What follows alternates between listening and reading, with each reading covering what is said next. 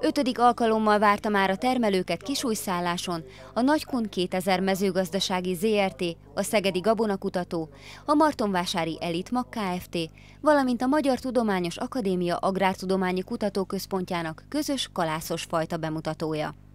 Az érdeklődés ezúttal is nagy volt, évről évre egyre több termelő vesz részt a rendezvényen. Jelentős szerepe van itt a környékbéli gazdák körében, mert hát tényleg nem kell messze utazni, praktikus itt helyben a itteni klíma, itteni talajviszonyok között legalkalmasabb fajtákat megnézni és megtapasztalni. És kedvesek, készségesek a kutatók, nemesítők, mert mint láttuk most is Szegedről és Martonvásárról is, és igen színvonalas előadás keretében mutatják be fajtáikat. Önök mekkora területen termesztenek búzát és hány fajtát?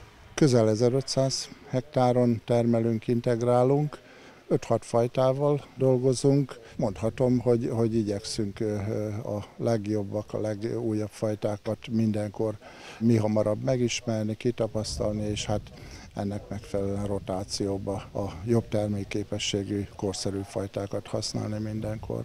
Azt gondolom, hogy ezek a biológiai alapok, ezek a fajták, ezek jók, nem ezen múlik a termesztés sikere.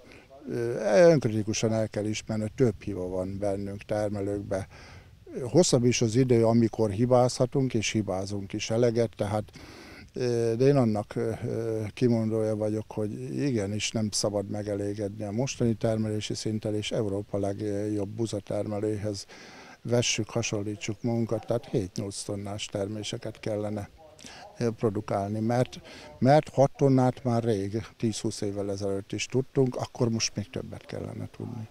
A tanácskozás során számos szakmai kérdésről szó esett, a nemesítési stratégia, az idei újdonságok, valamint a növénykortani aktualitások is szóba kerültek a konferencián. A program ezt követően a szántóföldön folytatódott, ahol a termelők szemügyre vehették, hogyan teljesítettek idén a szegedi, a martonvásári és a karcagi fajták. Itt a martonvásári fajta szortimentnek egy részét, de egy jelentős részét láthattuk. Egy ilyen 10-15 őszi búzafajta került bemutatásra, a teljes szortiment az közel 30 fajtából áll. Az idei évben azt tapasztaltuk, hogy annak ellenére, hogy rengeteg szántóföldi bemutató került megrendezésre, akár fajta bemutató, akár növényvédelmi bemutató, megítélésem szerint a tavainál nagyobb részvételt könyvelhettünk el.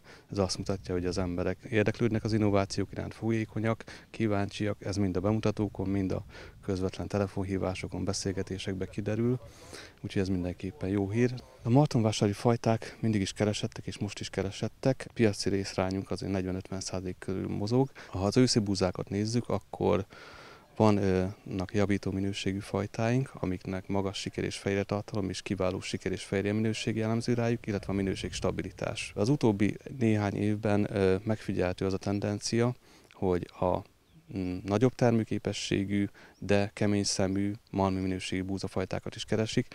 Ez arra vezethető vissza, hogy a kiváló minőségű búzák, illetve a szerényebb minőségű vagy takarmány minőségű búzák árában nagyon kevés a differencia.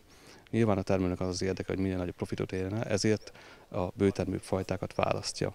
Póser István Szabolcs kiemelte, a fémzárolt vetőmagokat még mindig nem elég nagy arányban használják a gazdák. Sajnos az elmúlt évek azt mutatják, legalábbis a vetőmagok tekintetében, hogy a fémzárolt vetőmag használat az igen alacsony, 20-21% körüli.